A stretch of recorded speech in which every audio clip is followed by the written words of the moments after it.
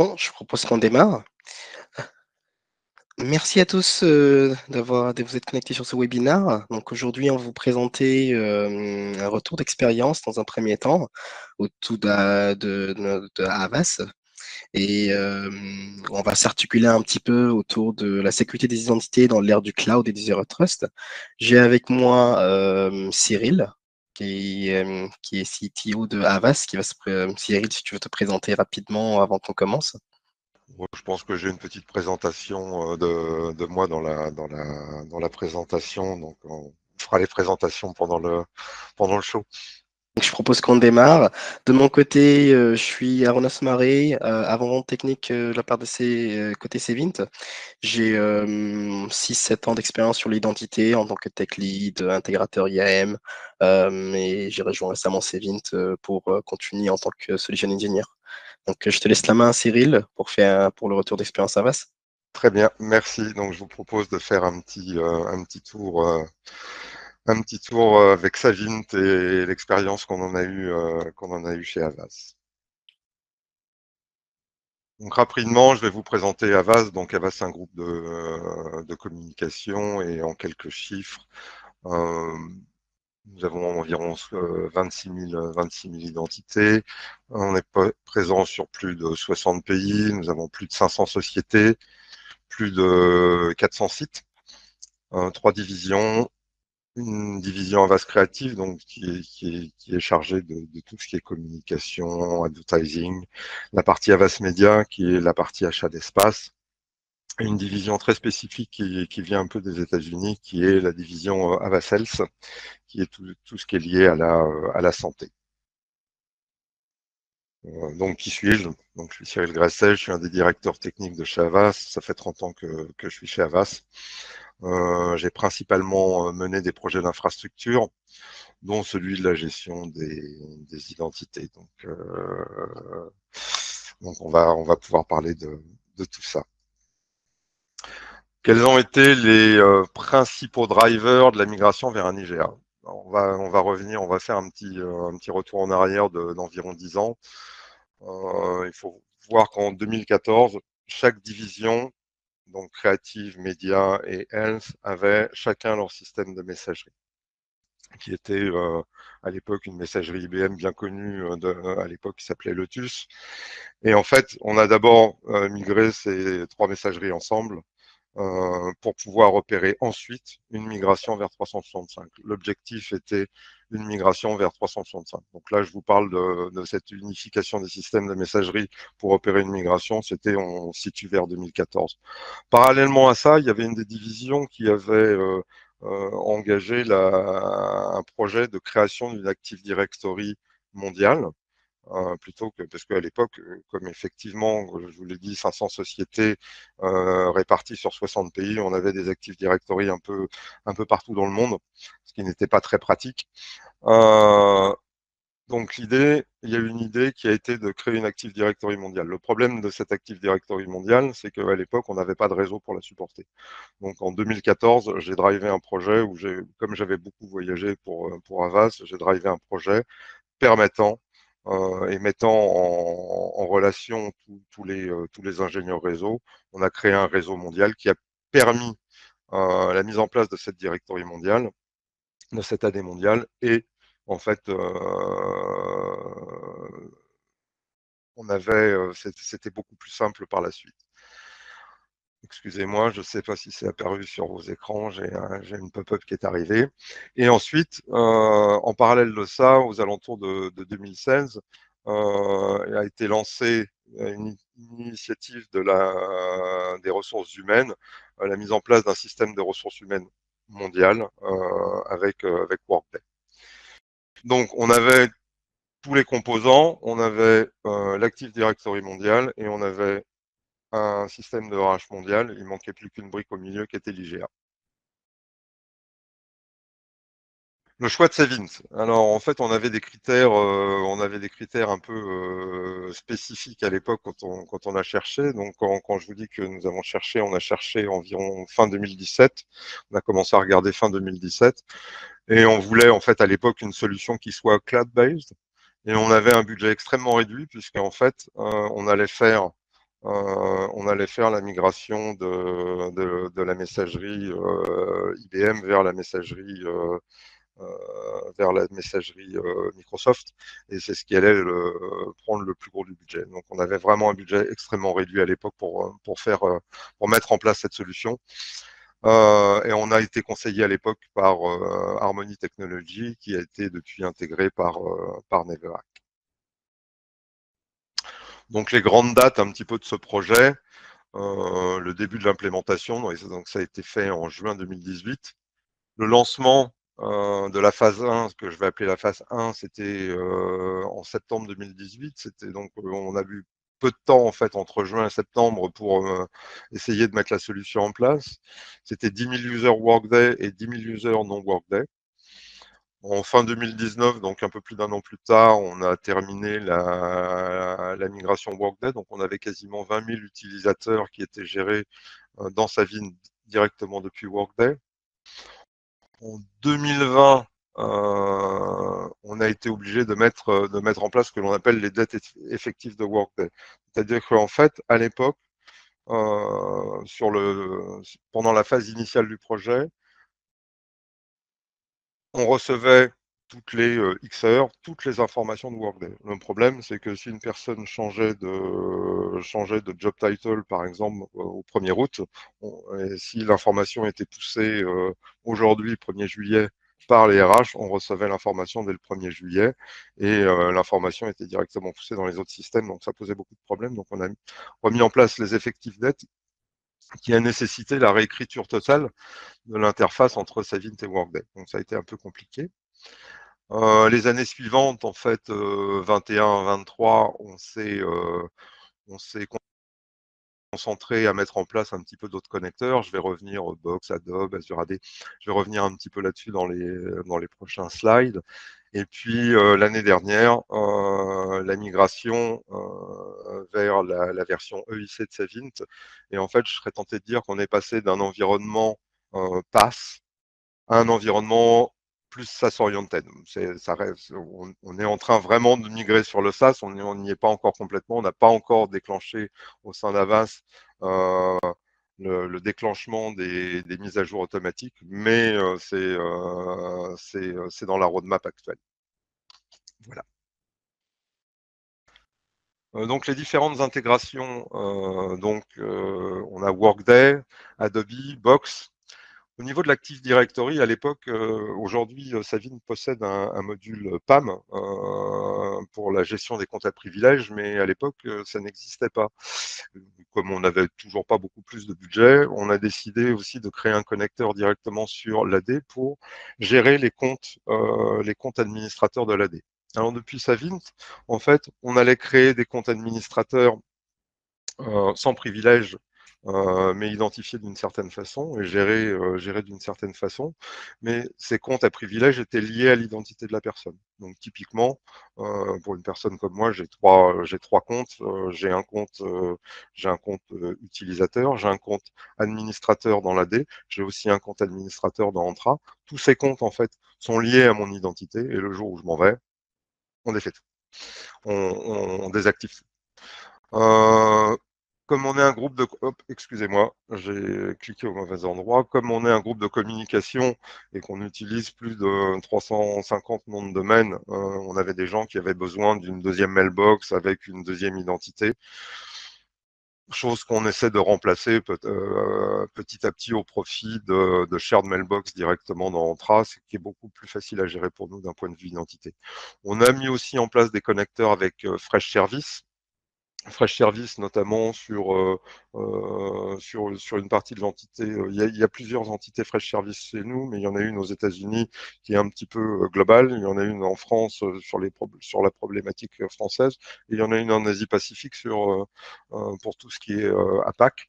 Et donc, on a mis des connecteurs en place pour tous ces environnements Fresh. Donc, Entra, je l'ai nommé. Entra, c'est principalement, on a un connecteur Entra directement pour aller provisionner des licences dans Entra, puisque aujourd'hui, notre architecture entre l'Active Directory et Entra. On popule d'abord l'Active Directory et Entra via un AD Connect parce qu'aujourd'hui la notion de user write back n'existe pas dans Microsoft entre Entra et l'AD. C'est à l'étude, mais on verra ce qui va se passer à ce niveau-là. On a aussi géré le système de badge des Français et les allocations des numéros de téléphone. Alors, quand je reviens à Adobe, on a environ quand même près de 10 000 licences dans Adobe et Box, on a 5 000 et quelques licences de users qu'on gère comme ça. Donc les bénéfices de la mise en place, c'est un management de bout en bout pour tous les utilisateurs depuis Workday vers les différents comptes. Donc ça simplifie grandement le travail. Un meilleur contrôle des comptes dans l'AD et d'Entra, ce qui facilite en fait, ce qui permet d'avoir un accroissement de la sécurité, parce qu'on est principalement, aujourd'hui, on n'utilise principalement que des connexions SSO. On a le management des freelances qui est fait directement depuis Savint, et tout ça nous a permis d'avoir vraiment une réduction des interventions IT, que ce soit des local IT, puisqu'en fait, et du Global Team. Il faut savoir qu'on a environ 500 personnes qui travaillent sur l'infrastructure répartie dans le monde, et ça a permis aussi de bien simplifier les process d'arrivée et de départ face aux exigences de conformité réglementaire. Donc ça nous a quand même beaucoup facilité la vie. Les surprises. Voilà, les surprises, on en a eu de très mauvaises, surtout au départ. Je reviendrai un peu dessus, c'est l'alignement des directories RH et IT. Quand on a commencé, il y avait les gens qui travaillaient sur Workday, qui travaillaient avec les RH, qui avaient donc une directory qui était principalement issue soit d'applications, soit de feuilles Excel. Et on avait une directory IT. On a bien essayé de les rapprocher avant les migrations, mais on a eu beaucoup de surprises. Typiquement, et là je vais parler pour le cas des États-Unis, une personne qui était enregistrée chez nous en tant que Bill Gallagher, par exemple, était enregistrée dans les RH comme William Gallagher. Et comme nous avions pris la décision en préambule de la mise en place de Savine que si on avait un changement de nom d'un point de vue RH, on faisait le changement de nom dans le système IT. La mise en place a été extrêmement compliquée. Mais on s'en est sorti, ça a été un mauvais moment à passer, mais ça a été. On a éliminé aussi un certain nombre de cas particuliers liés à la structure même d'Avas, parce qu'en fait, Avas, effectivement, je parle de 500 sociétés, 60 pays. J'avais pour habitude de dire qu'on avait 25 000 identités et 25 000 cas particuliers. Donc la mise en place de ce genre d'outils a permis quand même de réduire fortement le nombre de cas particuliers. Cet outil, c'est aussi devenu un point central permettant d'avoir beaucoup d'informations facilitant le pilotage. Effectivement, on récupère toutes les informations au sein de Savint. Savint, c'est un outil qui est très bien étudié pour faire du reporting aussi. Et donc, ça m'a permis de générer plein de rapports que je peux ensuite publier dans des Power BI. Enfin bon, c'est vraiment très pratique à ce niveau-là. Et puis une simplification de la gestion des utilisateurs et des licences par utilisateur, ainsi que du reporting sur les licences. Ça a été vraiment pratique, notamment sur Adobe avec près de 10 000 licences. Alors, d'un point de vue retour d'expérience, ce qui a été, on va dire, le négatif, déjà on a fait une grosse erreur au moment du lancement, c'est qu'il y avait le même chef de projet qui gérait la migration Office 365 et le lancement de Savint. Ça a été vraiment une grosse erreur. Cette personne, malheureusement, c'était moi. J'avais le cerveau un peu fatigué à l'époque et c'était très difficile de mener. Autant on s'en est très bien sorti sur la migration Office 365, autant on n'a pas vraiment réussi le lancement de Savint.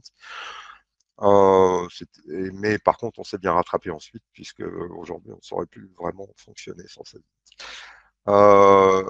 Et puis, il y a eu aussi un effet qui n'était pas très très bon, c'est qu'on n'a pas mis Avas Là, c'est Havas, hein, par contre, en tant que tel, et je dirais que c'est plus une décision du CIO qui n'a pas décidé de mettre beaucoup de ressources sur ce projet. Donc, chez Havas, il y avait une personne qui travaillait dessus, c'était moi, principalement. Et, l'intégrateur, on avait que peu de comment ça s'appelle de budget pour travailler avec l'intégrateur. Donc Aruna a d'ailleurs travaillé pour nous à une époque. Il peut en parler, il a subi les affres de ces limitations. Sur la partie positive, ça fonctionne bien. Et avec peu de ressources, on arrive vraiment à faire fonctionner la chose. C'est facile de mise en œuvre avec peu de code. Moi, je suis une personne des infrastructures. Je suis pas un développeur, mais il m'est arrivé de développer aujourd'hui, il m'est arrivé de développer des connecteurs. Certes, en copiant un peu ce que mes collègues avaient fait, mais on s'en sort quand même assez facilement. Et aujourd'hui, on gère 26 000 identités, on ne saurait pas revenir en arrière. Le futur, un petit peu comment il s'oriente, déjà fin 2025, on arrive à la fin de nos souscriptions, donc on s'engage vers un renouvellement.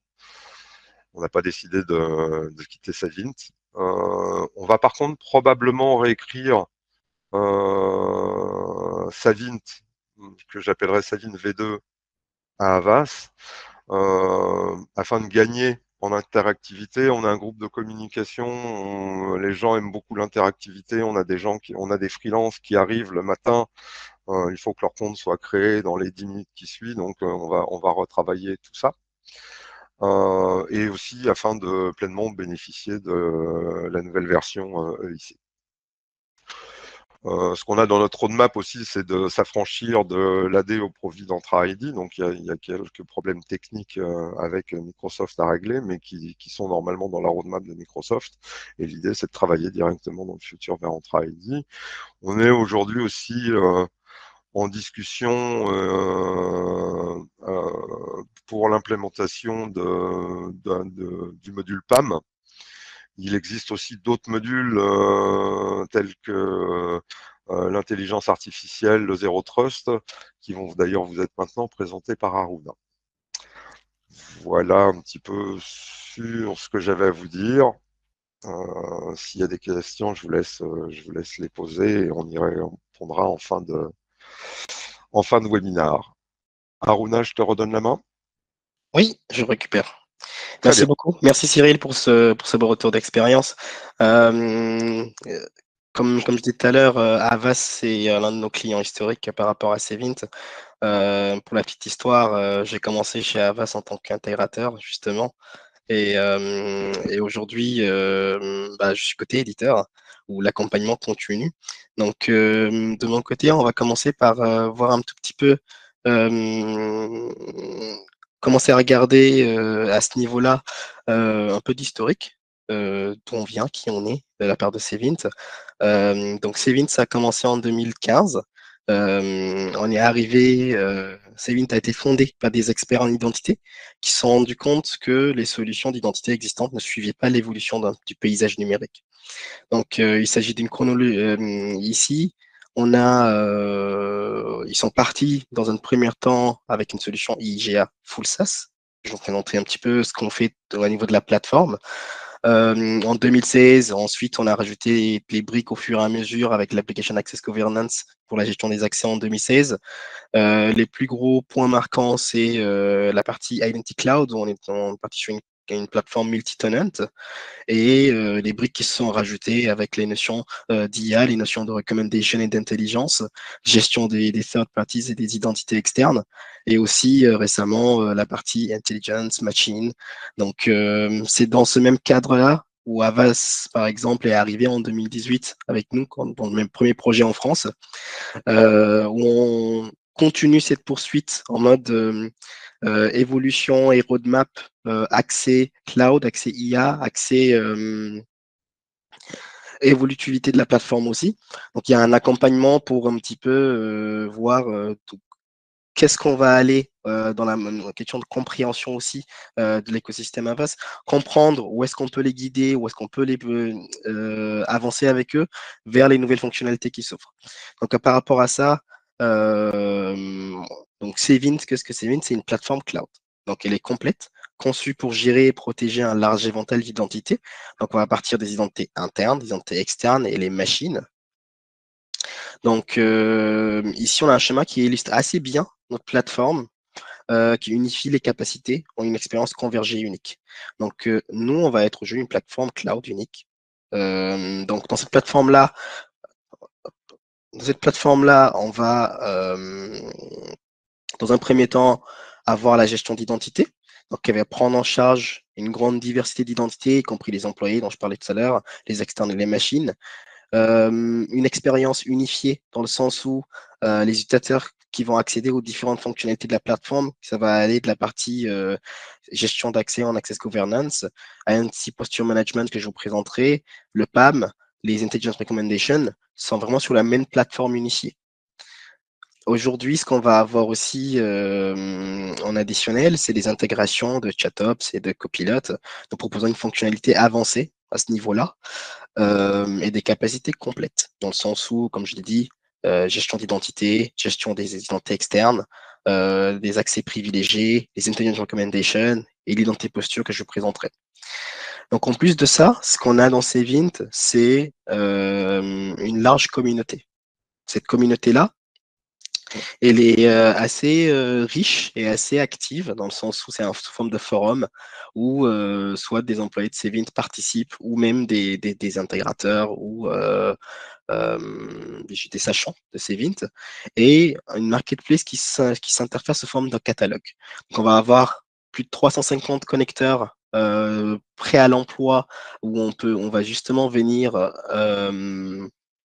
réduire tout le temps qu'on va prendre pour les intégrations de connexion.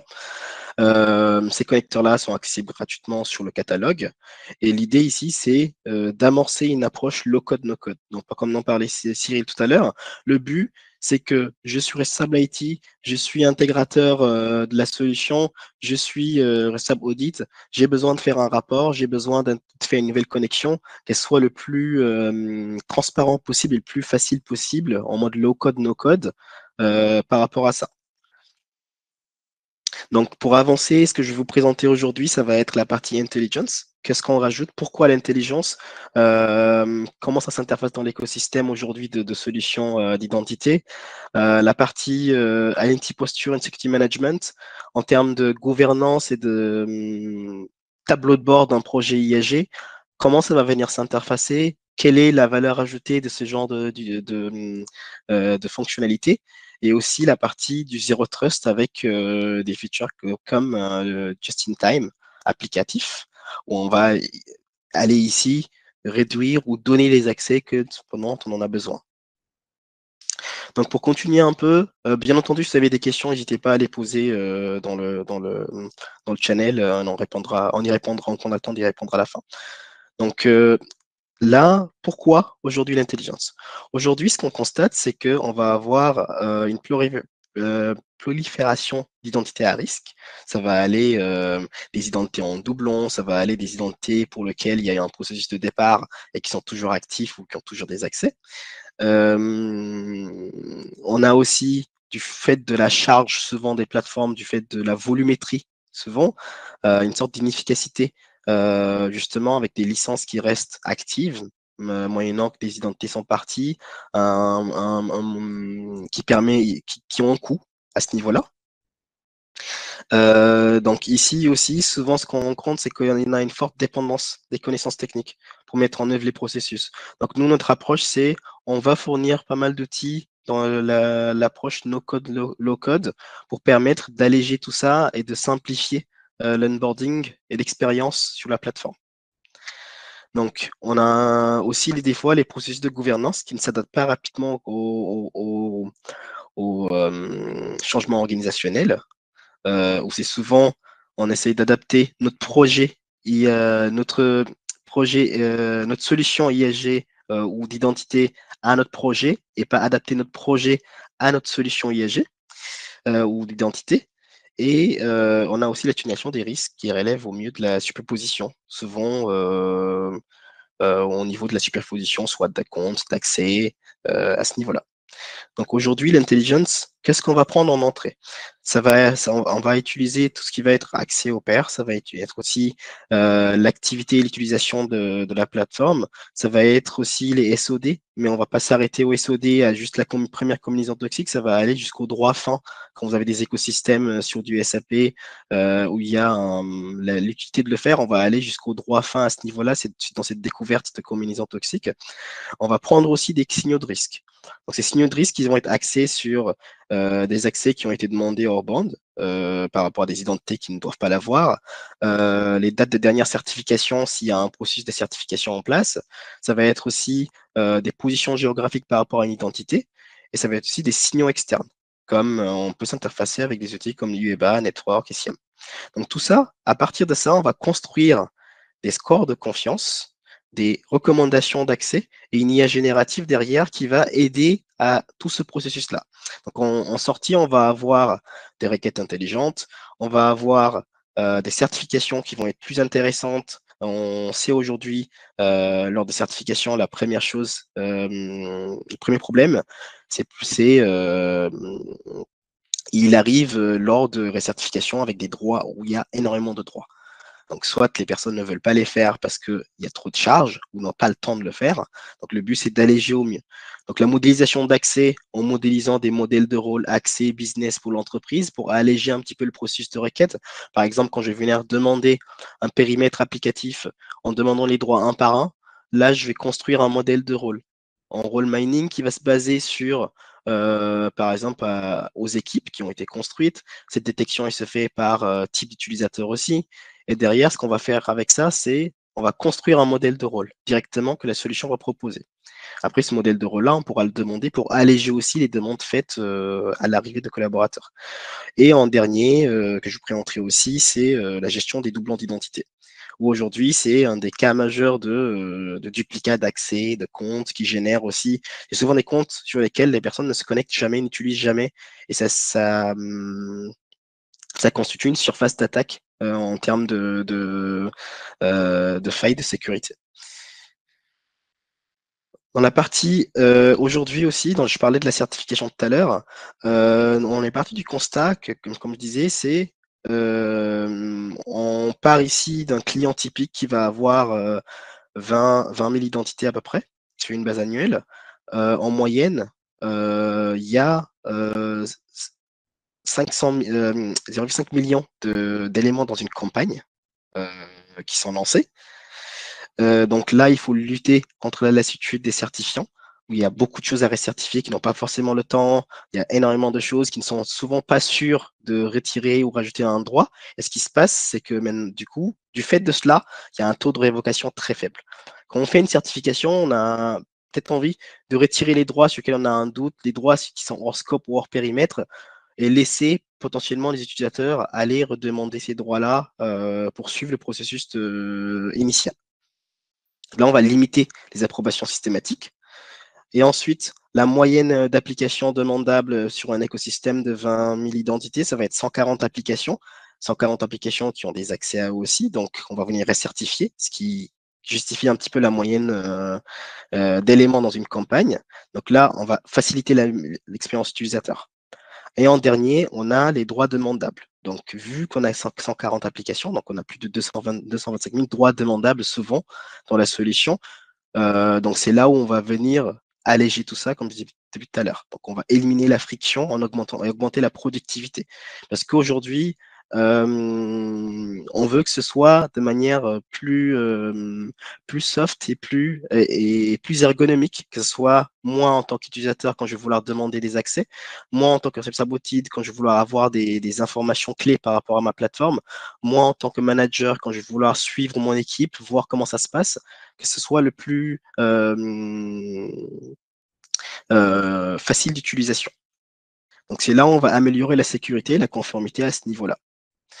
Donc, en plus de ça, on va avoir l'Identity Posture Management. Qu'est-ce que c'est, l'ISPM? On part du fait qu'aujourd'hui, quand on va onboarder une solution, on va connecter nos identités, on va connecter nos accès, on va avoir souvent des proliférations d'identités. Donc des accès qui sont surprovisionnés, des identités en doublon, surprovisionnés parce que aujourd'hui les identités ne savent pas éventuellement de quel accès ils ont besoin. Je pense que vous avez souvent eu potentiellement le use case ou le cas d'usage où vous allez arriver sur, sur une partie, vous allez vouloir justement avoir un accès à une application. Et ce qui se passe souvent, c'est qu'on vous donne absolument tous les accès possibles juste pour que vous puissiez vous connecter et que les tickets soient fermés. Donc on a l'efficacité qui entraîne l'augmentation des coûts, des missions d'audit coûteuses, les amendes plus élevées aussi pour s'aligner à l'aspect confiance et conformité, et l'incapacité souvent d'assurer une posture de sécurité correcte. Donc dans la conjoncture actuelle, nous, et la correction réactive de l'expulsion de la sécurité, on va avoir souvent des valeurs aberrantes en accès excessif. Comme je l'ai dit tout à l'heure, des rapports de risque incomplets, parce qu'ils sont souvent statiques, un travail d'enquête souvent fastidieux et chronophage.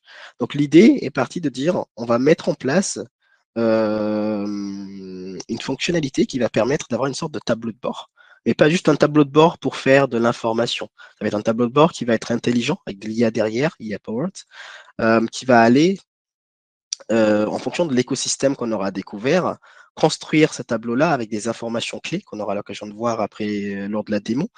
Donc avec ça, ce qu'on va faire, c'est pour les résultats pour l'entreprise, ça va être une hygiène de données, une observabilité d'identité, renforcer la posture de sécurité, accéder à tout ce qui va à la posture d'identité, optimiser les efforts de la conformité et préparer l'audit. Donc ça va parler à plusieurs volets, à plusieurs profils à ce niveau-là. Donc les fonctionnalités, ça va être un tableau de bord, des recommandations qui sont classées en fonction de l'écosystème du client, permettre d'accéder à des informations clés, parce qu'ici l'ISPM va aller récupérer toutes les informations qu'il a dans son périmètre. Ça va être tout ce que j'ai connecté en tant qu'application, tout ce que je devrais considérer comme sensible que je ne le fais pas, donc il y aura une proposition, et aussi une perspective de gouvernance avec une vue détaillée des campagnes. Comment se passent les campagnes? Quelle est l'efficacité dessus? Et à la fin, sa vie copilote pour dire, j'ai besoin d'une information clé par rapport à un rapport, je vais aller automatiquement avec de l'IA générer un prompt qui va me générer mes rapports que je peux ensuite enregistrer en dashboard, télécharger et réutiliser. Bien entendu, on aura la démo pile après que je vous montrerai comment ça se passe dans la plateforme. Donc ici, Just-in-Time applicatif. Par rapport à Just-in-Time, on est parti d'un constat. On va avoir aujourd'hui l'IAG où souvent ce qui se passe, c'est que s'il y a des développeurs ou ceux qui ont fait de l'intégration dans l'auditoire, vous avez certainement eu un use case, un cas d'usage où pendant un développement, vous aviez besoin d'un accès à une API. Donc, première chose qui est fait, c'est je donne le droit full admin pour mes tests. Je fais mes tests, mon sprint est réussi, tout est opérationnel. Mais derrière, combien de personnes vont avoir le réflexe de dire je vais réduire les privilèges liés à ce compte API qui accède à ma donnée? Qu'est-ce que je vais faire de ce compte-là? C'est souvent des comptes qui sont laissés pour compte dans un coin. Et par rapport au PAM, le constat, c'est le PAM va venir cibler tout ce qui est accès privilégié, accès à infrastructure, accès administrateur, accès qui donne des hauts privilèges. Donc c'est pour ça qu'on a marqué qu'on ne peut pas à ce niveau-là sécuriser une application complète dans l'approche zéro trust. Donc c'est pour ça que Gita va venir un petit peu changer cet aperçu-là, dans le sens où on va en mode zéro trust donner l'accès de manière temporaire au moment où j'en ai besoin, et pas juste dans un cycle de vie d'un compte, demander plusieurs accès, j'en ai plus besoin, mais je les ai quand même continuer à les avoir. Cette partie-là, on a des comptes partagés. Donc par rapport à ce compte partagé-là, on va réduire la surface d'attaque pour dire à ce niveau, je vais aller faire une rotation de password applicatif sur des comptes partagés à ce niveau-là, ou de l'élévation de privilèges temporaires, que ce soit sur la plateforme ou sur des applications comme de type SAP, où ce n'est pas des accès forcément privilégiés, c'est des accès qui donnent comment dire, des droits sensibles. et qui ne sont pas considérés privilégiés du point de vue infra, du point de vue infrastructure à ce niveau-là, mais juste du point de vue business, souvent des accès qui donnent accès à des fiches de paye, etc., à ce niveau-là. Donc, pour résumer un petit peu JITA en mode applicatif, ça va permettre d'avoir une visibilité complète, une découverte du risque d'accès et du risque de surface d'attaque, extraction des informations d'identification d'un compte partagé, réduire les surfaces d'attaque dont je parlais tout à l'heure en supprimant les accès permanents par rapport à un identifiant, et le contrôle transparent d'application. Contrôle d'accès et approbation basé sur une politique, élévation temporaire de privilèges par rapport à une application ou un scope ou un rôle en tant que tel. Donc là, ce qu'on va faire, on va commencer. J'arrive sur la plateforme.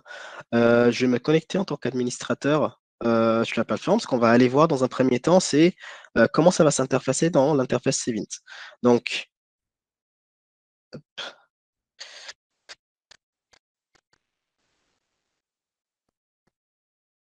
Donc, ici, ce que je vais avoir directement une fois connecté, c'est j'arrive sur la plateforme épurée avec un rôle modèle où on peut décider de ce qu'on va afficher.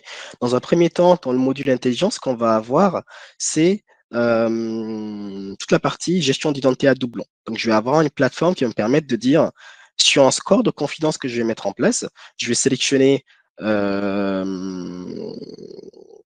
soit une partie email, first name, ou se baser sur pas mal d'attributs et dire comment je vais aller les retrouver. Donc à ce niveau-là, je vais faire une analyse qui va me permettre de dire soit c'est une identité en doublon, donc je vais les merge et choisir quel attribut je vais sélectionner, soit c'est une identité qui n'est pas en doublon, donc c'est deux identités séparées. Donc, dans ce cas-là, je vais venir les séparer en tant que tel et l'accès en database se fait. Et ce n'est qu'à ce moment-là que les droits par défaut sont donnés par rapport à une solution.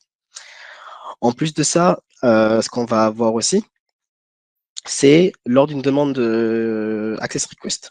Donc là, je vais partir sur une demande d'accès basique.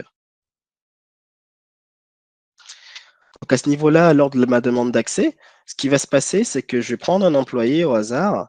Et ici, la recommandation intelligente, qu'est-ce qu'elle va faire? Elle va venir me recommander des applications se basant sur le fait de position géographique du user ou en se basant sur le titre de l'identité. Là, par exemple, on voit que j'ai une application recommandée lors de ma demande d'accès parce que 110 personnes ont cet accès. Pourquoi? Parce que cet utilisateur-là, quand j'ouvre l'accès à cette identité-là, je fais partie de la partie Finance Controller.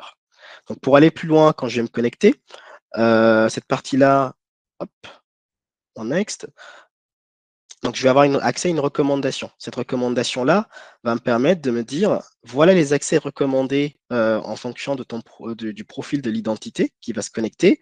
Donc, ça va faire une sorte d'aide à la demande d'accès, ce qui va réduire un petit peu souvent les accès qui sont faits par rapport à un scope un petit peu plus large et qui ne sont pas aussi dépendants. Ces accès, une fois qu'ils sont soumis, ce score de confidence, il est aussi accessible à l'approbateur dans le cadre d'un workflow qu'il y a en place. Donc, cet approbateur-là va pouvoir, lui, dans son cas,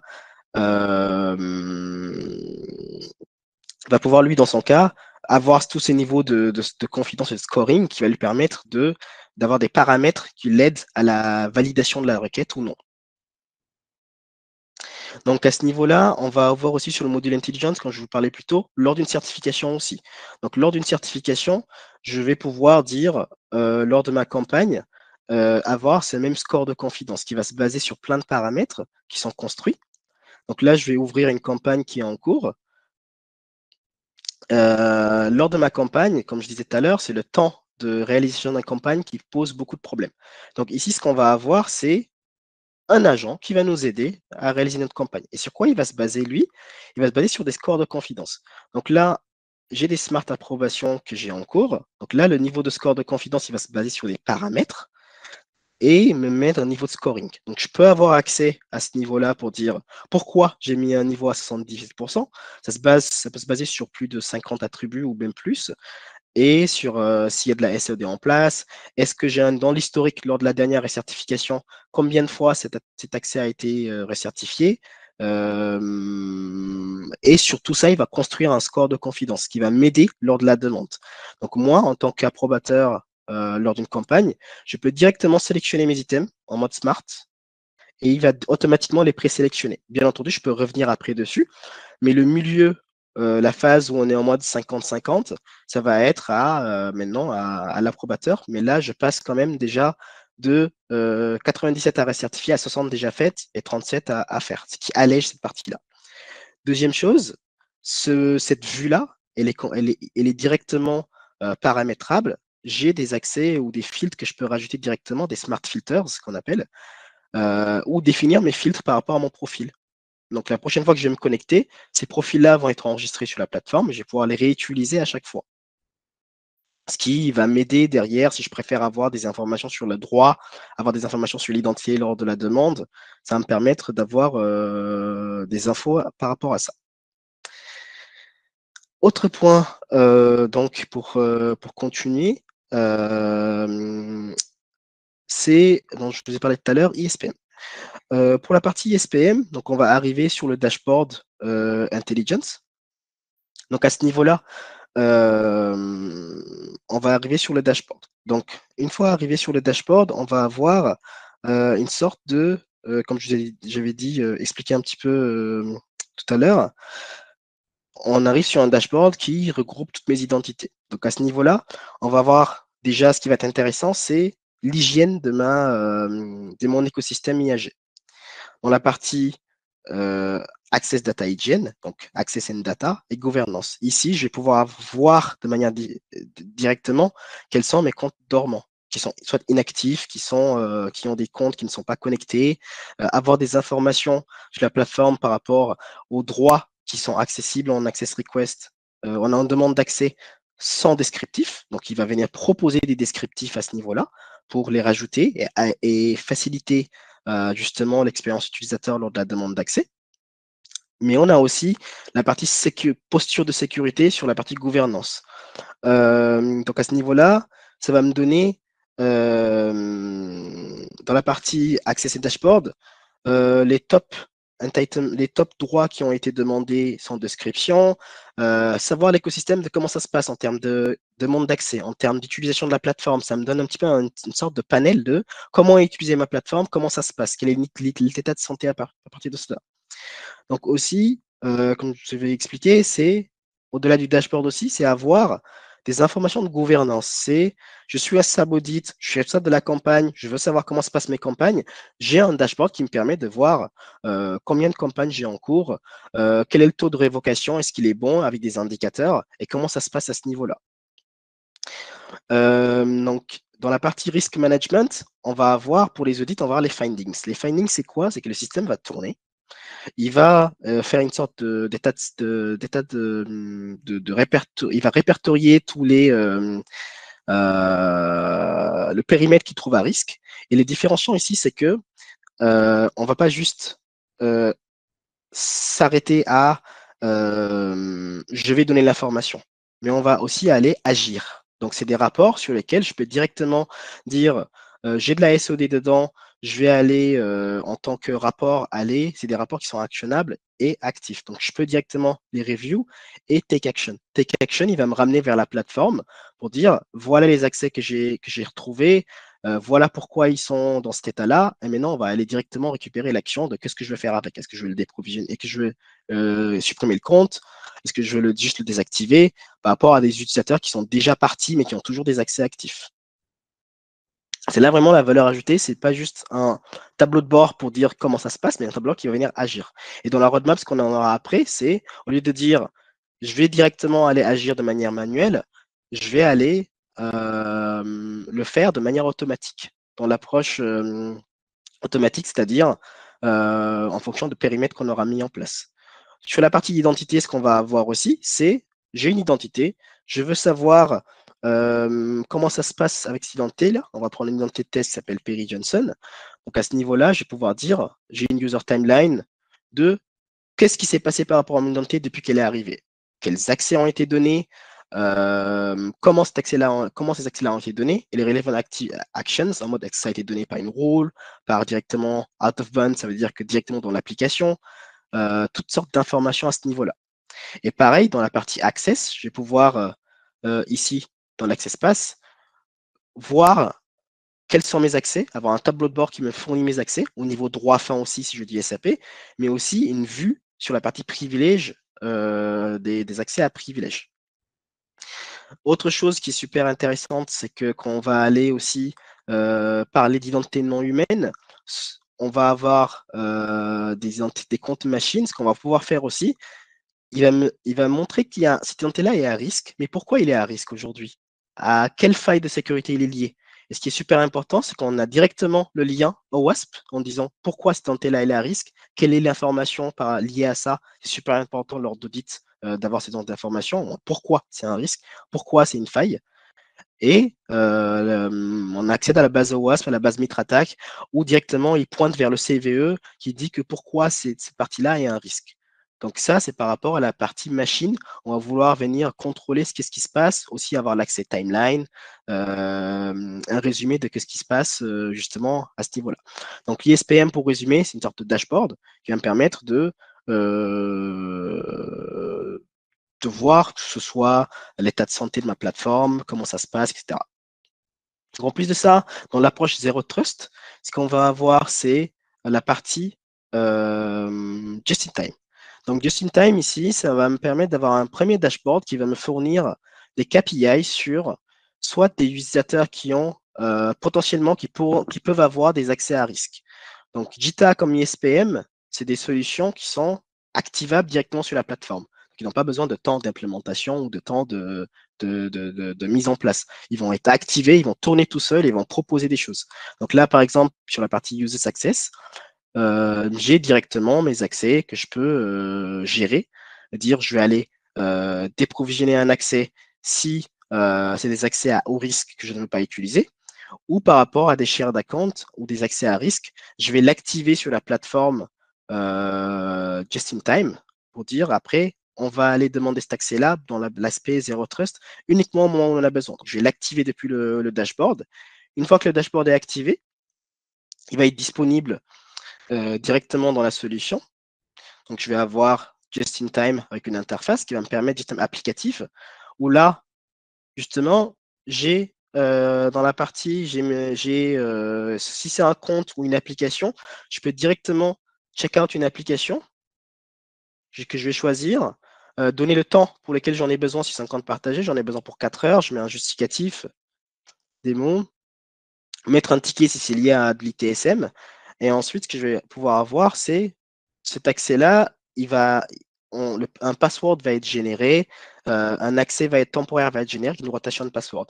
De la même manière, je vais pouvoir aussi dire, j'ai des accès, je vais faire de l'élévation de privilèges temporaire par rapport à un rôle à ce niveau-là. Donc, ce qu'on va avoir, c'est pareil, temporairement, je vais faire de l'élévation de privilèges dans l'approche Zero Trust. Donc, c'est de dire, au lieu de faire une access request, demander beaucoup de droits ou utiliser un périmètre applicatif lourd ou vu que c'est comme une demande d'accès, c'est pas dans ma politique de départ pour retirer les accès, on va venir les demander uniquement au moment où on a besoin. Donc, ce qui réduit la surface d'attaque, ce qui réduit, qu'on pousse plus vers l'approche Zero Trust, où on a moins d'accès aux gens. Et ça a aussi un coût en licence, parce que ces accès-là, si ça a un coût en termes d'application, là, par exemple, je peux réduire mon taux de licence qui est utilisé par rapport à un scope applicatif. En disant, au lieu de prendre 5000 licences, je sais que je fonctionne en mode élévation de rôle privilège. Je vais aller en demander que 1000 dans l'année parce que je fais une rotation plutôt que de dire je vais en donner par défaut à tout le monde. Donc, ici, par rapport à mon compte que j'ai là, donc on a, je peux l'extend, bien entendu, je peux le check-in. À ce niveau-là, on a ma session qui a été créée. Donc, une fois que la session a été créée, il va aller justement me générer mon mot de passe lié à ce compte-là. Un mot de passe que je vais pouvoir utiliser directement. Là, j'ai fait une élévation de rôle, donc je suis temporairement avec mon compte, j'ai ce rôle-là.